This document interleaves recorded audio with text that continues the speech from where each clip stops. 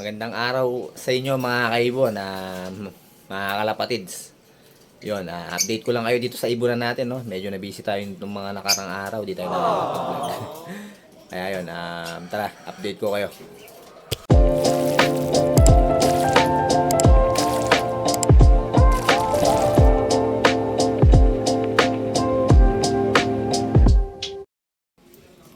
So guys, ito na lang yung laman ng natin, flight cage natin. Bali, yung iba dito sa raffle pa, no? Ang matitira lang sa akin dito, 1, 2, 3, 4, 5, 7 pieces lang. The rest, yung ipaparaffle na natin. Yun, wala, kumonti na yung mga ibon natin.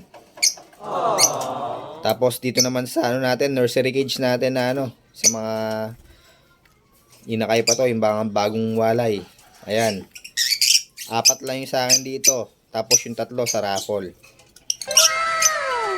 Yung 2 Par Blue Opaline, Vario Par Blue Opaline sa raffle yun. Tsaka itong isa na to. To. Yan, yung Vario Pale Follow yan. Kasama sa raffle yan. Tapos ito naman yung sa pairing cage ko. Pinagprepare ko itong green split opaque possible RF line. Tapos etong natin, green new wing opaline. Yun, naglabas na to ng visual RF, no, sa mga inakay nila. Proven na to, itong hen na to. Tapos ito dito sa unang pair natin, no. Yan. Ayaw makita ng maayos. Yun. Blue Opa Pale Cock. Tapos Blue Opaline Dilute Hen. Yun, bagong project natin dito sa ibunan natin. Yan, abangan nyo to mga kaibon. Ito yung nakasalang natin ngayon, no. Ibibreed natin sila. Tapos dito naman sa taas yung natin, green split opa, green split opa.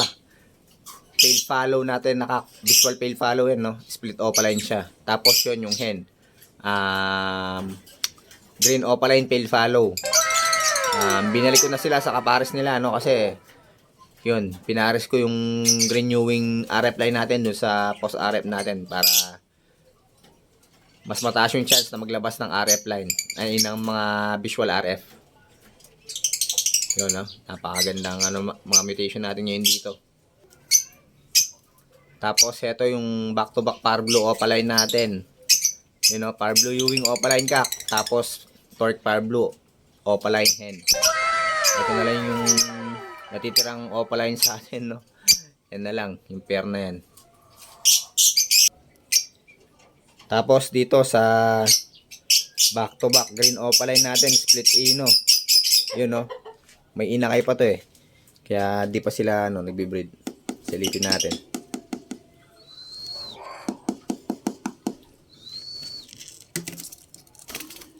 Ayan yung mga inakay nila, guys. Green Opaline, possible split ino, tapos yung pinaposter natin na Par Blue Opaline. Yun, no. Parang Ewing yung yung Par Blue Opaline eh. Lamang na lamang sa Ewing. Ito yung parents niyan. Back to back Par Blue Opaline. May infertile kasi dito, 2. Kaya binigay ko dito yung ibang itlog. Tapos etong binigay sa atin ni Sir Rolando Dungo, no?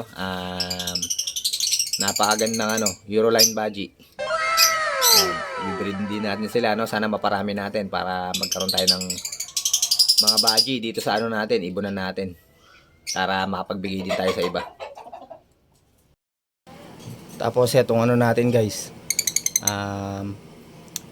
Wild type green person natin nakak, tapos yung green person nahin natin, no. Hiniwalay ko sila, ibang na to. Nasa bandang harap ng bahay to, no. Ayaw kasi nila magpares eh. Kaya hiniwalay ko sila para yun, wala silang makitang ibang ibon. Magpares sila agad, no. Sure cock tsaka sure hen naman to eh. Nahirapan lang talaga tayong pagparesin sila kaya hiniwalay natin.